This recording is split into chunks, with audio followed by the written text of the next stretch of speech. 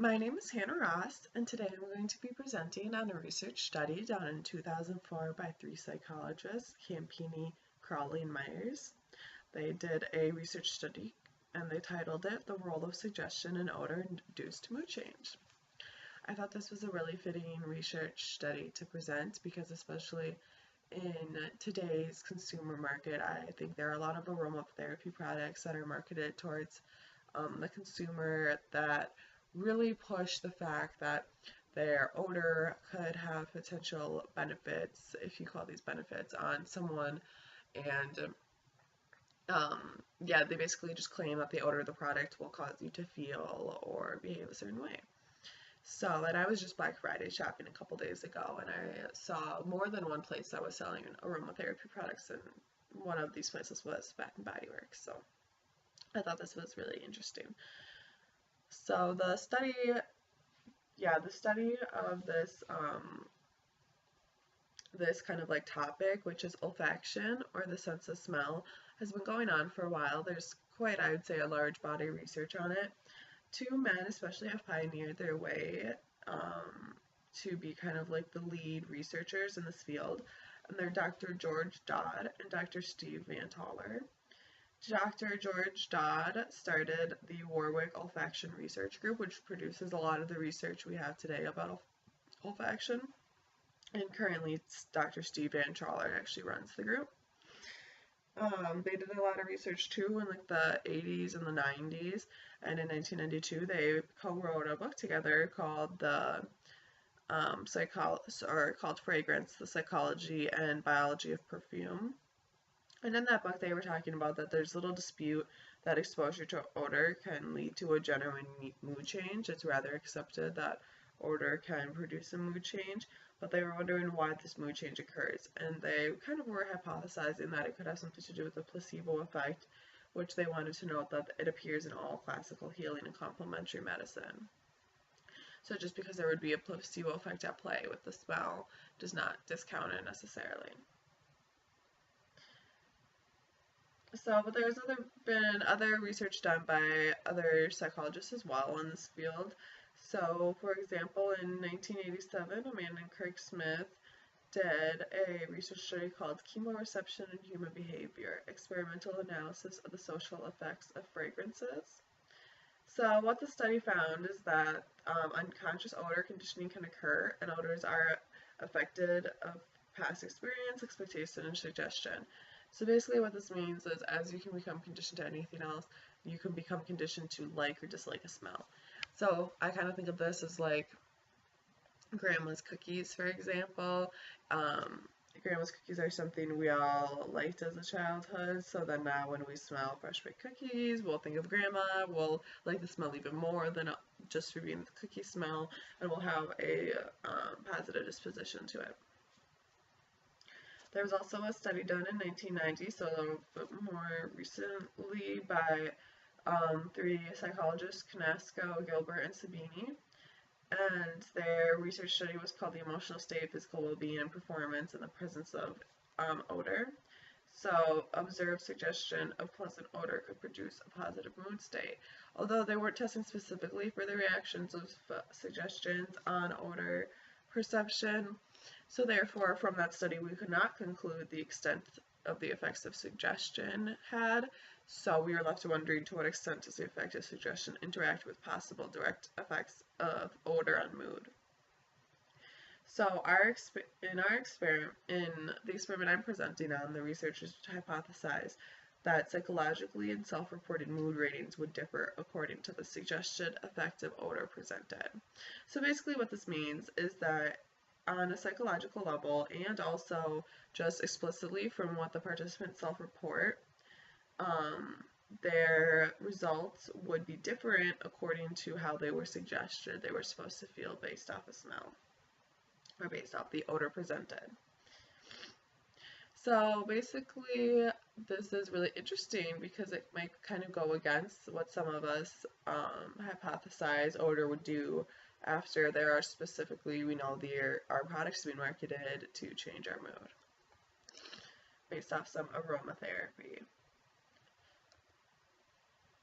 Okay, so how we did our experiment is they took 90 female participants from Marywood College, and they were from the participant pool. They were all female. None of them were smokers. They were in good respiratory health, and they were asked not to eat 1 hour prior to the procedure.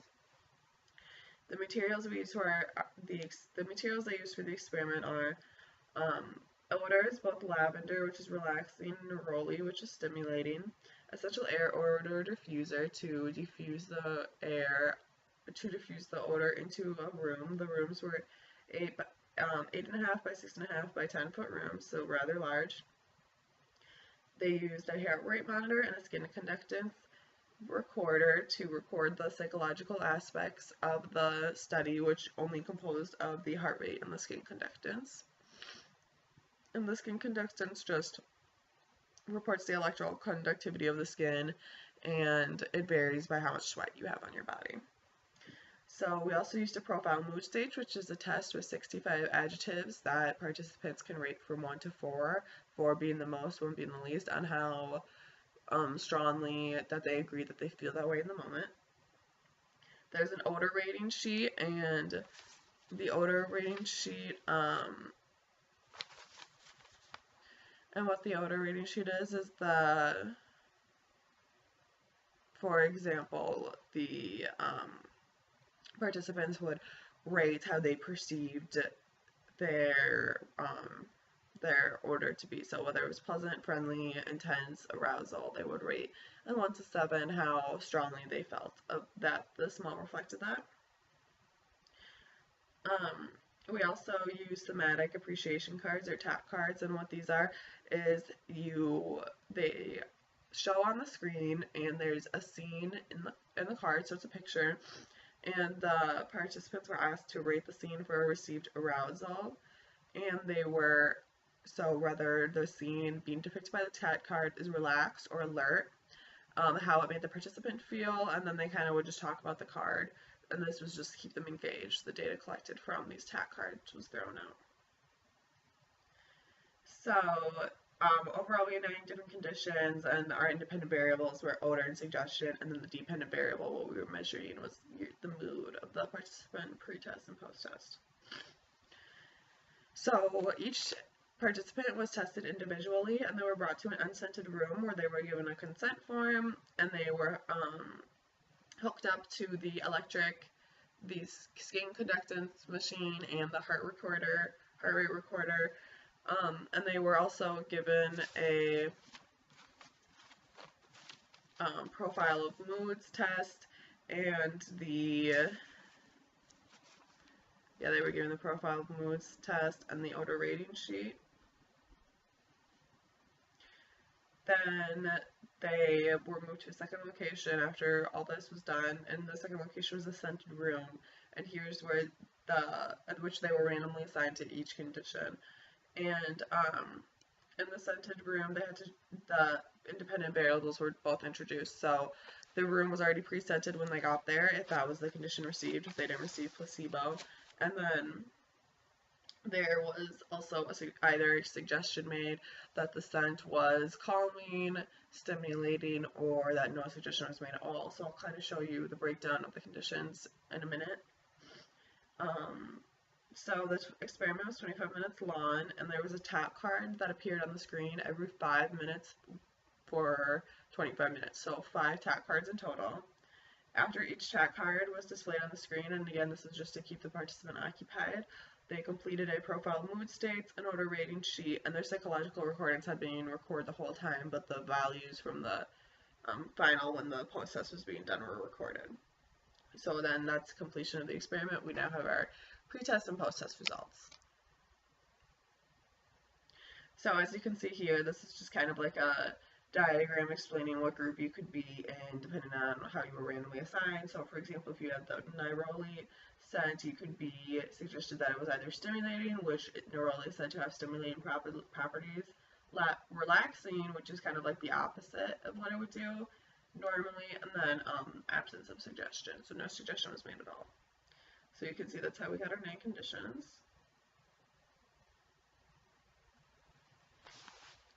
So then after we analyzed our data, after they analyzed their data, they created this table which shows our results. And so table 1 is called the mean differences in heart rate and skin conductance for odor and suggested conditions. So as you can see on the very left-hand column is the odor. It's the lavender neroli placebo odor. And then underneath each one is the average heart rate and the skin conductance. So for example, lavender, and then on the right there's the suggestion that was made to each participant. So whether it was relaxing, stimulating, or no suggestion. So, for example, if lavender was suggested to be relaxing, we can see that the participants had an average their heart rate went down, which means we took the difference score, which we did by taking the pre-test score from the post-test score. And we can see that the heart rate went down 4.49 points, and the skin conductance went down 0.004. So, what this tells us is, so basically a trend I see is that if a number has a negative in front of it, it means it lowered pretest to post-test, and a positive means it the value raised pretest to post-test.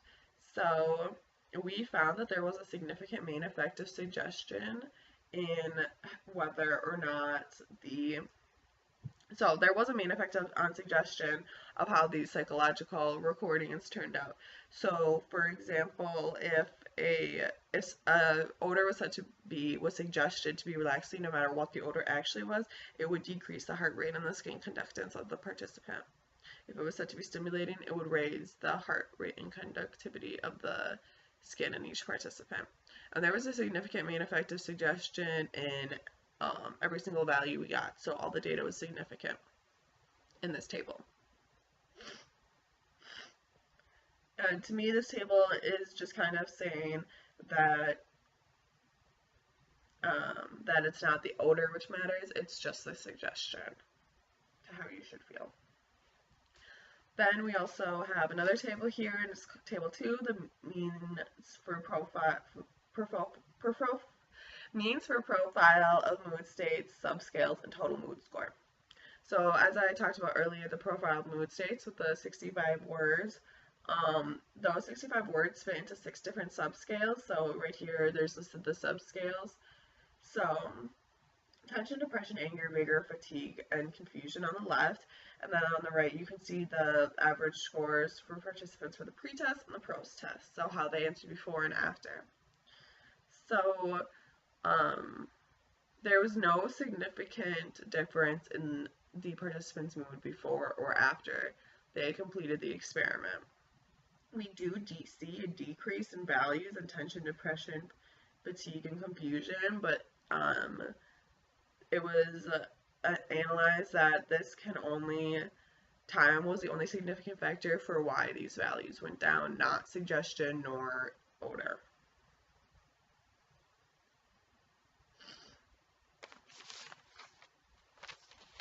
So kind of thinking about the results on how in this study it's presented that the odor does not have odor-inducing mood changes. It cannot produce it solely on its own. I think it's interesting that then today we are still marketing products based off kind of this idea but not a proven theory that odors have the capabilities to change mood. Specifically in this study, essential oils were used, which are said to be the purest form of a scent you can receive.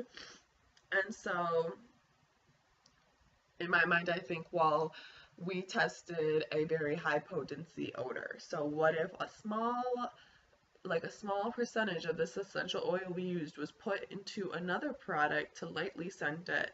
Would it still have the benefits that the mood changing benefits that the odor has? And I would have to make the guess that it doesn't. So then on this next slide, when I went Black Friday shopping, I saw this product in Bath and Body Works. It's called Sensual Hand Lotion, and it has a jasmine and vanilla scent. And I think it's kind of ridiculous some of the comments or some of the claims they're making about this lotion. It inspires sexy self-confidence and soothes. It heightens sensuality, and you have to breathe in while your senses awaken. I don't know. I think almost that I would say this is false advertising. And if you were buying a product simply because of the aromatherapy values, you might be disappointed to know that they aren't guaranteed. And what I find even more interesting is that these lotions at Bath & Body Works have a less fluid ounces and cost more than their just kind of regular lotion that they sell. So clearly, this is a huge marketing point for products. And just kind of in comparison, this is a oil. It's therapy grade, one of the best essential oils you can purchase from a company called doTERRA Oil.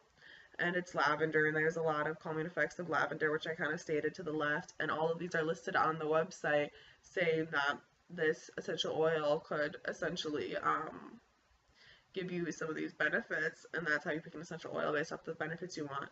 But underneath it, it says that their statements have not been evaluated by the Food and Drug Administration, and this product is not intended to diagnose, treat, cure, or prevent diseases. So I don't know. So I just think it's interesting that once again that the lotion most likely has other smells and fragrance oils that are not essential oils, but at the same time they don't have to put a disclaimer on their product, and the Real Essential Oil does. So I think just for the consumer, we could make it less confusing and kind of clear up how products are advertised. So yeah, thank you.